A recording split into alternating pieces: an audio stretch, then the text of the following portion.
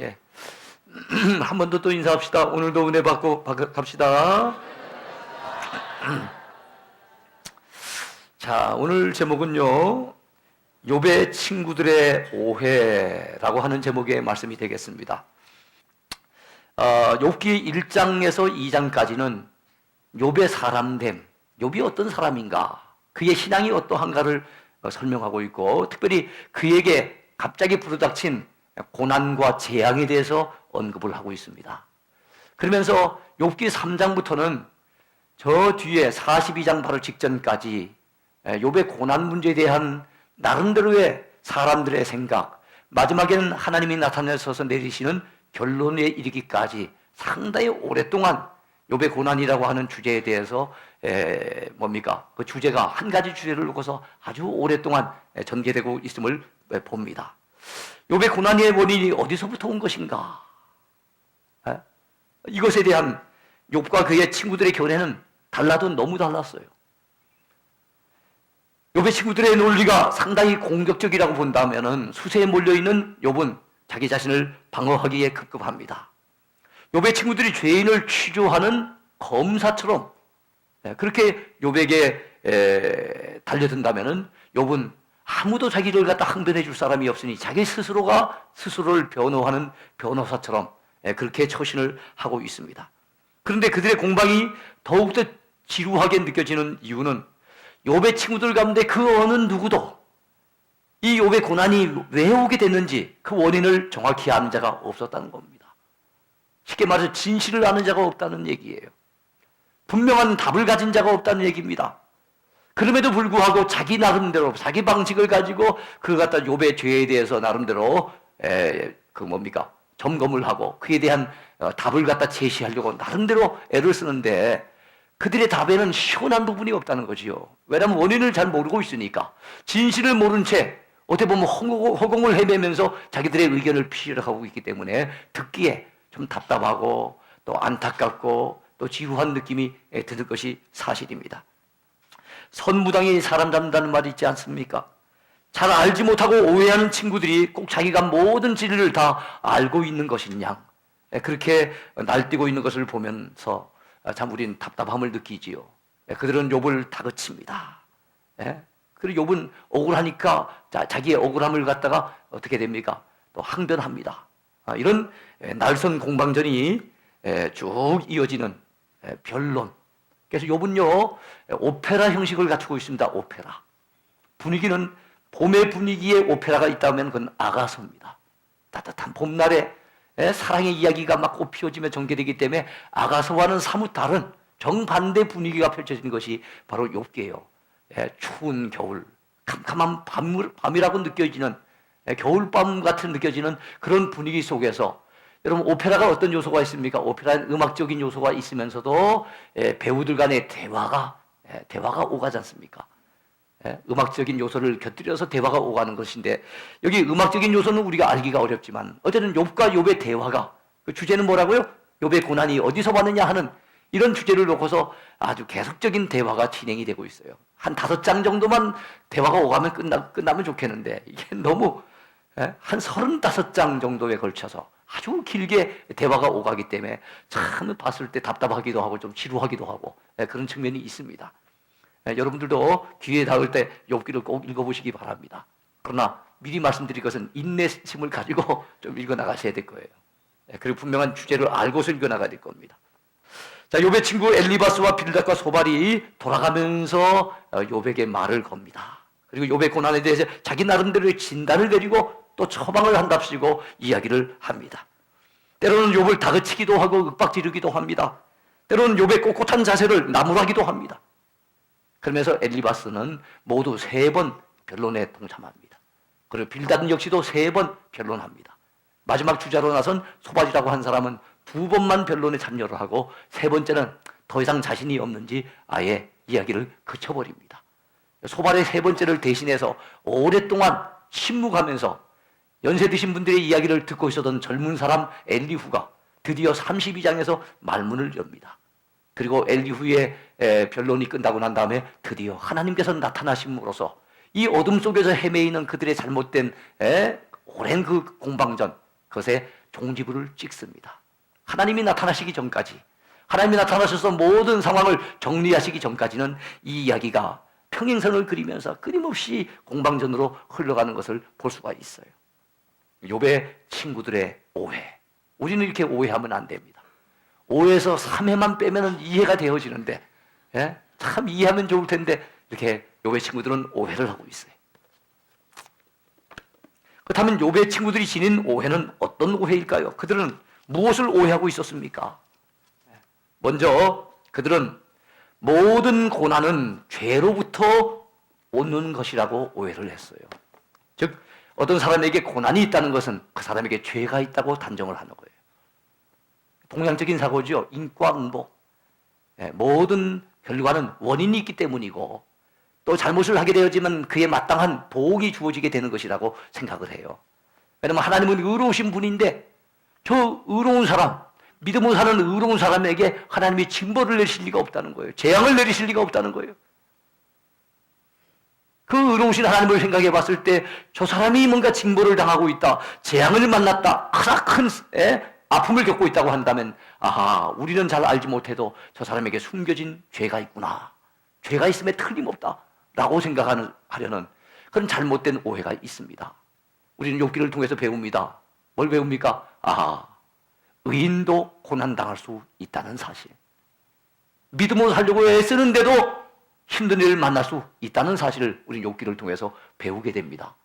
여러분들도 혹시 욥의 친구들처럼 그동안에 어떤 고통과 아픔과 슬픔이 있다면 이 모든 것은 고난 때문에 온 것이라고 생각을 하고 계십니까? 물론 고난 때문에 오는 징벌도 있어요. 고난 때문에 오는 불행도 있습니다. 그러나 모든 고난과 불행이 다 고난 때문에 온 것은 아니라는 것을 알아야 됩니다. 믿음으로 살아도 주를 위해서 여러분 순교하는 사람들 보세요. 믿음으로 사는데도 여러분 믿음 없는 사람들이 오히려 떵떵거리는 부자로 살고 믿음의 사람들이 더 가난하게 사는 모습들도 보세요. 믿음으로 산다고 고난당하지 않는 것 아닙니다. 믿음으로 산다고 질병에 걸리지 않는 것 아니고요.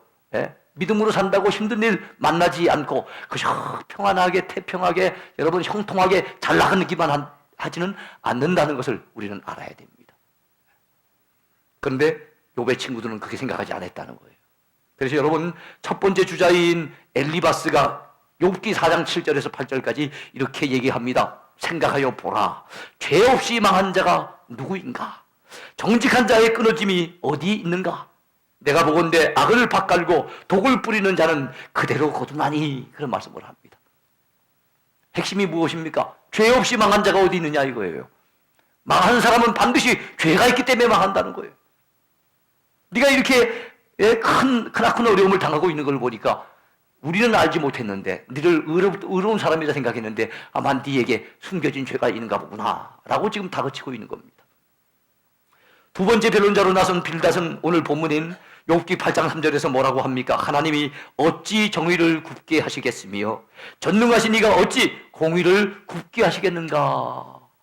하나님은 전능하신 분인데 그분이 공의를 행하지 아니하고 잘못해서 엉뚱한 사람에게, 억울한 사람에게 징벌을 내리실 리가 없지 않겠는가? 라고 얘기를 하고 있어요. 이거 역시도 욥에게 죄가 있다는 것을 단정짓고 있는 겁니다. 그러면서 욥이 죄가 없다고 하도 항변을 하니까 빌닷은 살짝 약간 좀 다른 방식으로 또 얘기를 하기도 합니다. 여러분 욥기 8장 4절에 보면 내 자녀들이 주께 죄를 지었으므로 주께서 그들을 그 죄에 붙이셨나니, 그런 말씀합니다. 만약에 욥 너에게 죄가 없다고 한다면은 아마 너의 자녀들이 10명이 한꺼번에 죽는 걸 보니 그 자녀들이 죄가 있는가 보다 라고 얘기를 하는 거죠. 여러분 자녀를 10명을 한꺼번에 잃어서 너무나도 마음 아파하는 욥에게 내 자녀들이 죄 때문에 죽었다라고 지금 얘기를 하고 있는 겁니다. 얼마나 욥에게는 큰 아픔과 상처가 되겠습니까? 세 번째 변론자인 소발 역시 욥기 11장 14절에서 이렇게 말을 합니다. 내 손에 악이 있거든 멀리 버리라. 불의가 내 장막에 있지 못하게 하라. 너희 집에 지금 악이 가득한 것 같으니 이 악을 버려야 되지 않겠느냐? 당연히 욥의 집에 죄가 있고 악이 있다는 것을 아예 단정적으로 얘기를 하고 있는 겁니다. 자, 이런 식으로 욥에게 좀 몰아붙이니까 욥의 입장에서는 참 답답하기도 하고 억울하기도 하고 너무나도 마음이 아팠을 거예요. 그것도 자기 가까운 친구들이 그런 얘기를 하고 있으니 얼마나 괴로웠겠습니까? 사랑하는 성도 여러분, 여러분들은 주변에서 큰 어려움을 당한 사람이 있을 때 반드시 그에게 숨겨진 죄가 있을 것이라고 여기고 뒤에서 수군거리면서 그를 판단하지 마세요. 그를 비방하지 마세요. 우리가 비방하지 않아도 이미 큰 아픔을 겪고 있는 사람인데 우리가 위로는 못할 망정 뒤에서 수군거리면서 얘기하는 것이 결국엔 돌고 돌다가 보면 그의 귀에까지 들어가잖아요. 얼마나 여러분 큰 상처인지 몰라요. 얼마나 큰 아픔이 되는지 몰라요. 또 욥의 친구들의 두 번째 오해가 있습니다. 그들의 오해가 뭘까요? 자, 첫 번째 오해는 모든 고난은 죄로부터 오는 것이다, 이런 오해를 했는데, 두 번째 오해는 욥의 죄를 지적하는 것이 그에게 도움이 될 거라고 오해를 하고 있는 거예요. 저 사람이 이런 끔찍한 일을 당한 것을 보니 분명 죄 때문인데 그 죄를 깨닫지 못하고 있으니 우리가 그 죄를 지적해주고 그 죄에 대해서 책망을 해줘야만 이 사람이 정신을 차리고 회개할 것이고 그래야만 다시 회복될 것이니, 그래서 우리가 그의 죄를 지적해주는 것이 온당한 것이며 필요한 것이라고 착각을 하고 있는 거예요. 오해를 하고 있는 겁니다. 여러분, 욥의 세 친구 엘리바스와 빌닷과 소밧이 애초부터 욥을 비난하기 위해서, 그를 판단하기 위해서 찾아온 사람들은 아니었어요. 처음에는 욥을 위로하고 위문하기 위해서 찾아왔습니다. 욥기 2장 11절 하반절에 보니까 그들이 욥을 위문하고 위로하려 하여 서로 약속하고 찾아왔다고 말씀하고 있어요. 그들은 각기 떨어져 있는 다른 지역에 살고 있는 사람들이었는데 약속을 하고 우리 욥에게 가서 위문하자, 조문하자, 위로해줘야 되지 않겠느냐, 이럴 때 우리 친구가 나서야 되지 않겠느냐 생각을 하고 좋은 의도에서, 좋은 동기에서 찾아왔다는 거예요. 근데 여러분, 그들이 바라본 욥의 몰골, 그들이 바라본 욥이 당한 어떤 여러분 재앙, 너무나도 비참하고 상상한 것 이상으로 끔찍한 것이었어요. 그래서 그들은 일주일 동안 할 말을 잃어버립니다. 그래서 여러분, 욥기 2장 12절에서 13절까지 보면 이런 말씀이 나와요. 눈을 들어 멀리 보매 그가 욥인 줄 알기 어렵게 되었으므로. 여러분, 얼마나 몰골이 상했던지요. 그 질병 때문에 욥인 줄 알아보지 못할 정도가 됐다는 겁니다. 그들이 일제히 소리질러 울며 각각 자기의 겉옷을 찢고 하늘을 향하여 티끌을 날려 자기 머리에 뿌리고 밤낮 7일 동안 그와 함께 땅에 앉았으나 욥의 고통이 심함을 보므로 그에게 한마디도 말하는 자가 없었더라. 우리가 슬픔을 당한 사람에게 찾아가서 때로는 이런 얘기하죠. 뭐라고 위로해야 될는지 참 할 말이 없습니다. 그런 얘기를 하지 않습니까? 이 사람들 역시도 뭐라고 위로해야 될는지 할 말을 잃은 거예요. 너무나도 끔찍한 상황, 너무나도 비참한 욥의 고난의 현장을 목격하고 난 이후에 그들은 침묵합니다. 일주일 내내 침묵해요. 근데 여러분, 침묵하는 동안에 생각을 안 했겠습니까? 말로는 침묵했지만 머리로 생각은 했을 거 아니에요. 무슨 생각을 했겠습니까? 이 친구가 이런 어려움을 당하다니, 이 큰 재앙을 당하다니, 그 원인이 도대체 뭘까? 도대체 어떤 원인 때문에 이런 끔찍한 일을 당한단 말인가? 그러면서 나름대로 자기 방식대로 결론을 내린 거예요. 우리는 알지 못했지만은 욥에게 우리도 모르는 끔찍한 죄가 있었던가 보다. 그렇지 않고서야 어떻게 이렇게 끔찍한 일을, 어떻게 이렇게 비참한 일을 당할 수 있겠는가? 야, 이 친구가 그런 죄를 짓고 살았구나. 이 친구가 이 죄를 버리지 아니한다면은, 그렇다면 이 해결할 방법이 없을 터인데, 어쩌든지 이 친구가 이 죄를 버리도록, 회개하도록, 좀 나무라고 꾸짖고 좀 돌이키도록 회개를 촉구해야 되겠구나 라는 생각을 그들은 일주일 동안의 침묵 가운데서 했던 것 같아요. 왜냐하면 그 이후의 상황을 보면 그것이 충분히 설득력이 있습니다. 그래서 여러분, 오늘 본문 욥기 8장 5절에서 여러분 7절까지 사이에 그의 친구, 두 번째 지금 변론하고 있는 친구 빌닷도 이런 얘기를 하고 있어요. 자, 5절부터 봅니다. 내가 만일 하나님을 찾으며 전능하신 이에게 간구하고 또 청결하고 정직하면 반드시 너를 돌보시고 내 의로운 처소를 평안하게 하실 것이라. 내 시작은 미약하였으나 내 나중은 힘이 장대하리라. 여러분, 우리가 많이 들어본 구절이 하나 나오죠. 내 시작은 미약하였으나 내 나중은 힘이 장대하리라. 이것도 우리가 오해하고 있는 대표적인 구절 중에 하나입니다. 조그마한 구멍가게라도 하나 오픈을 하면은요, 신방을 갔을 때 담임 목사님이 이렇게 성구하나 내 시작은 미약하였으나 내 나중은 심히 창대하리라 하나 선물하면요, 선물한 사람도 뿌듯하고 받는 사람도 굉장히 기분이 좋습니다. 얼마 있지 않아서 이 가게가 굉장히 커질 것 같은 이런 희망에 부풀어 오르죠. 그러나 여러분, 그런 차원에서 나오는 말씀이 아니라는 것을 오늘 본문을 통해서 우리는 배웁니다. 욥의 친구 빌닷이 얘기하는 거예요.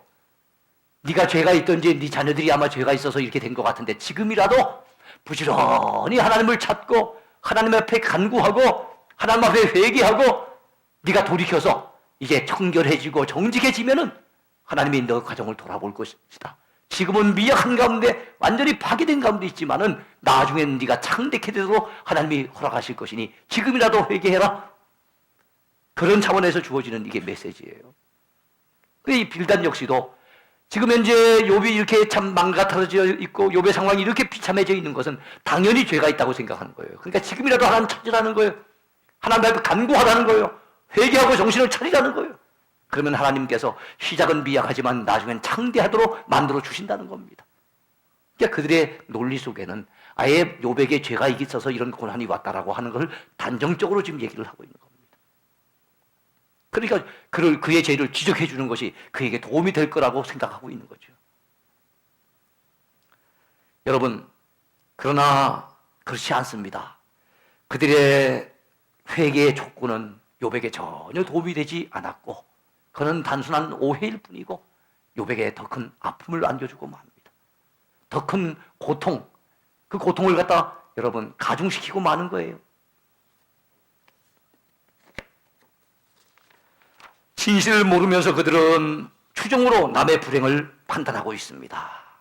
욥의 친구들인 엘리바스와 빌닷과 소발, 그들이 욥에게 수차례에 걸쳐 오랜 세월, 오랜 시간 죄를 지적하고 회개를 촉구하려고 했던 것은 결론부터 말씀드린다면 전혀 진실을 모르고 있어요. 전혀 알지도 못하는데 자기 나름대로는 이게 틀림없다라고 생각하는 거예요. 이건 추정에 의한 겁니다. 한번 돌이켜봅시다. 우리 역시도 어떤 사람이 어떤 행동을 하거나 어떤 말을 하거나 어떤 모습을 보일 때 저 사람이 이래서 그렇지 아니할까 나름대로 추정을 하고는 또 친한 사람이 있으면 만났고 아무개를 보니까 요즘 저렇게 되어 있는데 이게 아닐까 저게 아닐까 온갖 얘기를 갖다 하면서 추정 끝에 나름대로 자기 나름대로의 확신에 잘못된 확신에 빠져가지고 결국 남을 갖다가 여러분 판단하거나 비난을 퍼붓는 경우가 많이 있지요. 얼마나 이거 참 어리석은 일이고 얼마나 이게 위험한 일인지를 우리가 알아야 됩니다. 추정에 의해 남을 판단하고 오해한 상태에서 남의 일을 평가하고 비판하는 것은 사람을 몇 번 죽인다고요? 2번 죽이는 거예요. 그러지 않아도 아픔을 겪고 있는 사람에게 더 큰 아픔을 안겨주고 마는 겁니다. 네? 상처난 곳에 무엇을 뿌린 겁니까? 소금을 뿌린 격이에요. 참 얼마나 참 잘못된 것입니까? 근데 그런 잘못을 우리도 욥의 친구들처럼 범할 수가 있다는 겁니다. 자기들은 욥이 분명히 죄가 있기 때문에 이런 큰 고통을 당했다고 생각을 하고 확신하는 겁니다. 진실과는 거리가 먼 얘기인데도 불구하고 그들은 그 공허한 외침을 전달하고 있는 거예요. 네. 두 번째 주제입니다. 여러분, 친구들의 오해는 단순한 오해로 끝나지 않았습니다. 그들의 오해는 뼈아픈 아픔을 가져왔어요. 친구들의 오해가 불러온 결과, 이것이 두 번째 오늘 생각해 볼 주제입니다. 어떤 결과를 가져왔을까요? 먼저 욥을 도우려는 동기로 시작했던 말, 욥을 도우려고 하는 선한 동기로 했던 말이 오히려 욥에게 큰 상처를 주고 맙니다.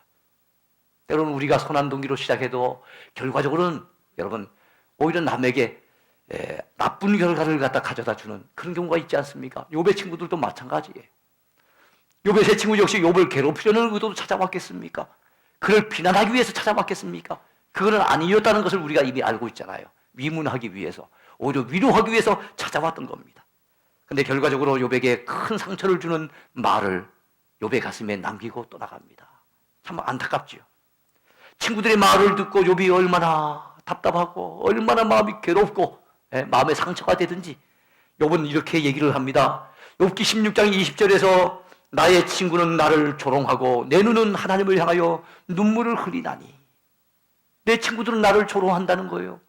나는 친구들도 내게 위로를 주지 못하니까 오직 하나님만 바라보고 눈물을 흘리고 있다는 겁니다. 욥기 19장 19절에서는 나의 가까운 친구들이 나를 미워하며 내가 사랑하던 사람들이 돌이켜 나의 원수가 되었구나. 그렇게 얘기합니다. 나의 친구들이 나를 오히려 미워한다는 겁니다. 나를 사랑하던 자들이 이제는 내 원수가 되었다는 겁니다. 욥기 19장 21절에서 그는 이렇게 하소연합니다. 나의 친구야, 너희는 나를 불쌍히 여겨다오. 나를 불쌍히 여겨다오. 내가 이렇게 끔찍한 일을 당하고 이렇게 힘든 가운데 있는데 너희들은 나를 위로하지 못한 망정 왜 이렇게 큰 아픔을 안겨주느냐? 나를 좀 불쌍히 여겨줄 수는 없겠느냐? 안타까워하면서 이 친구들아 어찌 너희들이 내게 이럴 수 있느냐? 친구라고 하면서 어떻게 이렇게 큰 아픔을 내게 안겨주느냐라고 하면서 항변하고 있는 욥을 볼 수가 있어요. 여러분, 우리가 아무 생각 없이 호수 한복판으로 무심코 던진 돌이 물고기에는요 치명상을 입히잖아요. 물고기를 죽게 할 수도 있잖아요. 우리가 아무 생각 없이 깊이 생각하지 않고 내뱉은 말 한마디가 그 어떤 사람에게는요 큰 상처를 줄 수가 있기 때문에 우리 입에서 나가는 말은 항상 조심해야 될 줄로 믿습니다. 신중해야 될 줄로 믿습니다. 자, 선한 동기로 시작했던 말이었지만 상처를 주었다 그랬어요, 결과적으로. 그런데 이번에는 고통을 견뎌온 욥의 신실한 믿음을 흔들어 놓고 맙니다. 욥의 새 친구들이 찾아와서 위로하고 격려하고 욥을 갖다 오히려 믿음에 도움을 준 것이 아니라 욥의 그 신실했던 믿음이 친구들과의 대화가 계속 진행되는 가운데 서서히 흔들리기 시작합니다. 하나님을 향한 믿음의 온전함을 지켰던 욥, 그 큰 고난 속에서도 흔들리지 않았던 욥, 여러분 정말로 안타까운 상황을 만났지만 오히려 하나님을 향해서 찬송을 불렀던 그 욥이 여러분 이제 서서히 흔들리면서 믿음이 약화되면서 그의 그 온전함이 무너져가는 모습을 우리는 욥기 3장 이후에서 발견할 수가 있어요. 욥기를 읽으면서 가장 안타까운 대목이 이 대목입니다. 야, 욥의 믿음이 참 이렇게 귀했는데 2장까지 욥의 믿음이 너무나도 참 신실하고 너무나도 참 본보기 되는 믿음이었는데 3장 이후에 보니까 욥이 서서히 무너져가는 모습을 봅니다. 누가 그렇게 만들었습니까? 욥의 친구들이. 자기들은 돕는다고 한 얘기인지 모르겠지만 오히려 그들의 말은 욥의 신앙에 크나큰 상처를 주고 마이너스를 주고 오히려 그의 신앙을 갖다 흔들어 놓고 말았다는 거예요. 저는 욥기를 통해서 느껴봅니다. 사람이 어려운 환경을 만나는 건 견딜 수 있지만 내 삶의 환경이 많이 힘들어지는 것은 그거는 묵묵히 참아낼 수 있지만 누군가 내 곁에서 나의 가까운 사람들이 나에게 상처를 주는 말을 하는 것은 참 더 큰 고통을 주는구나. 그거는 견뎌내기가 참 힘든가 보다 하는 것을 욥을 통해서 우리가 배우게 돼요. 그러면 여러분 정말로 어려운 사람을 만났거든 내 주변에서 큰 슬픔, 큰 재앙, 큰 고난을 만난 사람들 만났거든 절대로 그를 평가하거나 그를 비난하거나 오히려 그에게 찾아가서 정신 차리고 회개하라고 촉구하거나 여러분 이러지 마시기를 축원해 드립니다.